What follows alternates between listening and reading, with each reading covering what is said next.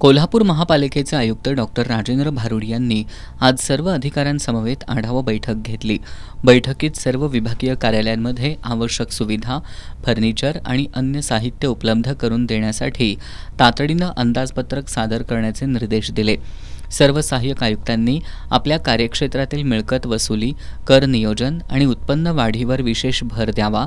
कार्यालयातील स्क्रॅप साहित्यांची नोंद तयार करून ते एकत्रित जमा करावं आणि त्याचा एकत्रित लिलाव करावा, अशा सूचनाही यावेळी देण्यात आल्या।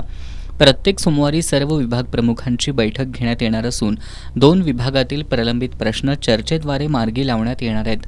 वर्षानुवर्ष कामावर अनुपस्थित असलेल्या कर्मचाऱ्यांना अंतिम संधी देऊन एकत्रित सुनावणी घ्यावी, तरीही अनुपस्थित राहिल्यास त्यांच्या कायम निलंबनाची कार्यवाही करावी, असे स्पष्ट निर्देश आयुक्तांनी दिले।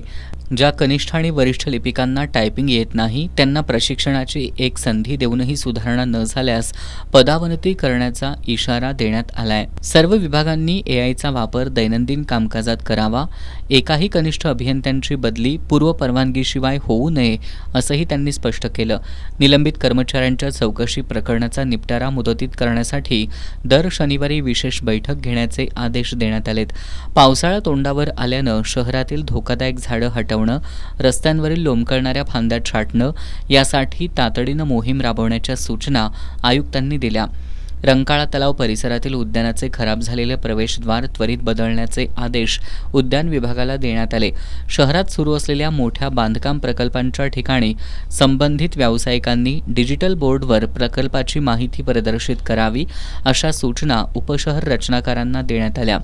यावेळी अतिरिक्त आयुक्त रविकांत अडसूळ, शिल्पा दरेकर, उपायुक्त परितोष कंकाळ, किरणकुमार धनवाडे, सहाय्यक आयुक्त जयंत जावडेकर, उज्ज्वला शिंदे, स्वाती दुधाणे, डॉक्टर विजय पाटील, मुख्य लेखापरीक्षक कलावती मिसाळ, मुख्य लेखावित्त अधिकारी राजेश्री पाटील, मुख्य लेखापाल संजय सरनाईक, आरोग्य अधिकारी डॉक्टर प्रकाश पावरा, नगरसचिव सुनील बिद्री, शहर अभियंता रमेश मस्कर, उपशहर रचनाकार NS पाटील, उपशहर अभियंता महादेव फुलारी, सुरेश पाटील, अरुण गुजर, निवास पोवार, सिस्टीम मॅनेजर यशपाल सिंग राजपूत, मुख्य अग्निशमन अधिकारी मनीष रणभिसे, पर्यावरण अधिकारी समीर व्याघ्रांबरे, सहाय्यक विद्युत अभियंता नारायण पुजारी उपस्थित होते।